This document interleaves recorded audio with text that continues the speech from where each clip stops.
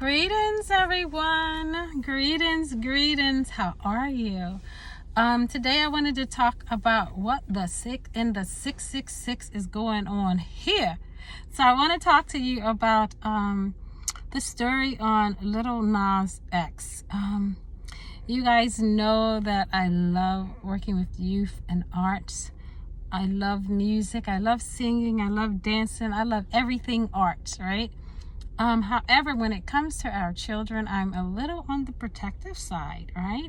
So I want to speak to you about this. I was supposed to talk about it last week. I actually did a video on this earlier, and I was about to send it, and something was like, no, go back and look at that video again. So I looked at Lil Nas X's video, Montero is what it's called. Based on what I saw, I would probably not like to have seen it because I had to watch it a couple of times. I don't know if it registers each time as a viewership each time I watched it, but I don't know. But anyway, to dissect it, I had to watch it a couple of times and rewind it just to get all of the information out of it. So I want to talk to you about the video Montero by Lil Nas X. Why is this so important to speak about right now? Well, Lil Nas, he was famous for his country song, but he also did C is for Country. It's an ABC book for children. So he actually did a children's book, which means that based on the country song that he did, that he's well known for, and also the children's book, he has become somewhat of an icon to our youth, to the children. So I want to break down, I would like to dissect that video. So the video starts off with him, he's ascending up to heaven, right? And it talks about how there's a he's been hiding himself. I'm going to be reading from my notes. So if you see my eyes looking down, that means I'm reading from the notes that I took. But he talks about how he was hiding out, a place where it was bashing going on, and then it goes through, he's ascending to heaven. Then all of a sudden he talks about, but they don't do that here in Montero. So it appears that Lil Nas X was someone that went through, maybe because of his identity or what he was going through, he was bashed, ridiculed, told probably sometimes he was going to hell. So he probably incurred a lot of hurt and pain. And sometimes the people that are hurt the most can become victims easily, or they could be used easily because of the pain, and they just want to be loved. Don't we all? They just want to be accepted. I'm a little strange and peculiar too, so I understand how that is when you just want to fit in and you just want to be accepted. So, but we have to be careful with that, right? So he was bashed and he was hiding himself. He speaks about that in the video. But then he was like, but not here, not in Montero. Welcome, and he says, welcome to Montero. What's the big deal about that? Montero. What does Montero mean? It's an occupational name for a beater or other assistant at a hunt. Montero is the etymology means huntsman. They're hunting. So Lil Nas is being used by the industry to hunt. What is he on a hunt for? What is he on the prowl for? Remember, he came out with the country song. He came out with the children's book. C is for country. ABC's for the babies. Who is he starting with? If you can get them while they're young, right? So Montero, etymology is huntsman. Occupational name for a beater or other assistant at a hunt. Derivative of mont, which means mountain or hill. Brokeback Mountain, that's what comes to mind. Remember the movie Brokeback Mountain? That comes to mind here. But I'm just going to go ahead and dive into this. So I'm waiting for my sister to, she went to go pick up something. So I'm here waiting. So, but this thing talks about you ain't living right. He talks about he was sending cocaine only. He's only here to send. He's cocaine, checking with his friends. And then he goes on to talk about, hey, Bill. I was looking at one of their neighbors. I'm speaking, and then he goes on to say that he says that he ain't living right. Cocaine, checking with his friends. There's only sin here, right? So he's going up, and then there's that's one of the main verses of the lyrics in the song. I'm burning up, guys. I gotta turn this air on. It's hot like I don't know what. And so then you see him. He's in the garden. He's in the garden, and he's talking about. It says it talks about he's in the garden and he's running from this serpent that looks like a man, right? And when you look at the serpent, he kind of looks androgynous at one point. You can't tell if it's a man or a woman, but the serpent is talking about him. He's trying to run from the serpent. He's running from this sexual desires. He's running from with the sin. He's running from these influences. He's running from temptation. That's all symbolic. And so pretty much then the snake is on top of him and it seduces him. He reaches, the snake kisses him, and then it's implied that there was some fellatio going on, fellatio, because the snake serpent licked him in the private area, around that area, right? But so now we're looking at, they've gone back to the Garden of Eden, right?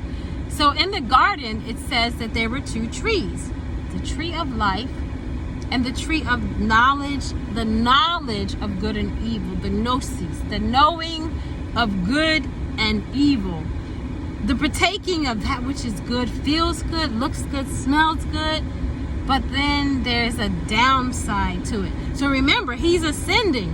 When he was ascending, that was fine, but afterwards there is a descension, which means he's going down, and he's actually doing his spin on the stripper pole. As he's going down, he's descending into hell, which is symbolic of the lower nature of self.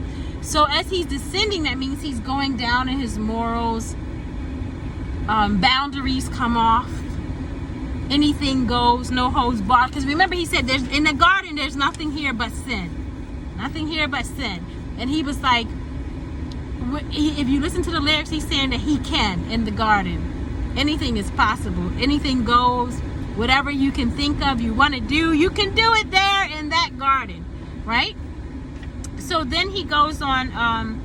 If you notice, after he descended down, then next thing you know, he is after the lick and the implication that he had sex with the serpent. Again, we're talking about back in the garden. So when in the story of Adam and Eve, when Eve was communicating with the snake in the garden, it is symbolic of there is in the story, when you read that, if you really get into the Greek and the Hebrew, or the when I'm going to say the Hebrew, if you break it down and look at the etymology of those words and what they mean all the way down to the ridiculous, it actually implied that in the story of Adam and Eve, she had sex with the snake.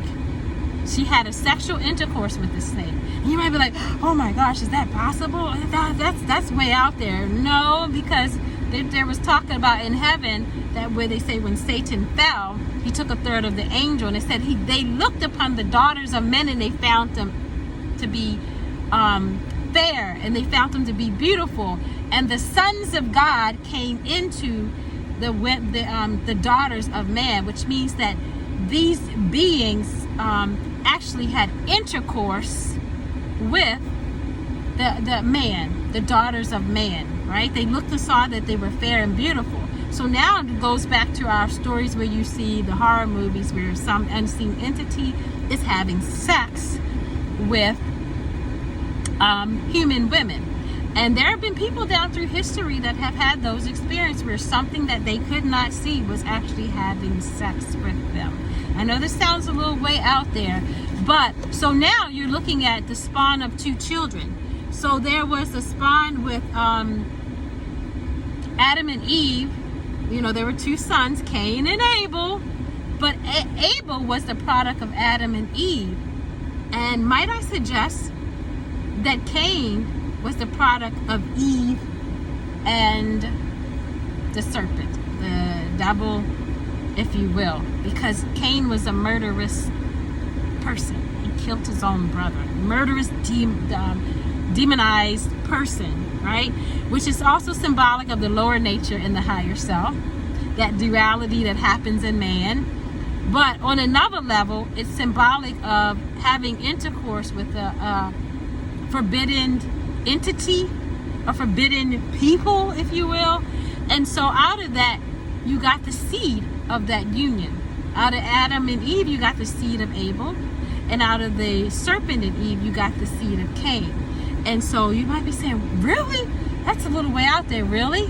It's a part where in the Bible where it speaks about if my people that are called by my name would humble themselves and pray. Hear from, he said, the Almighty Creator talks about his people being called by his name.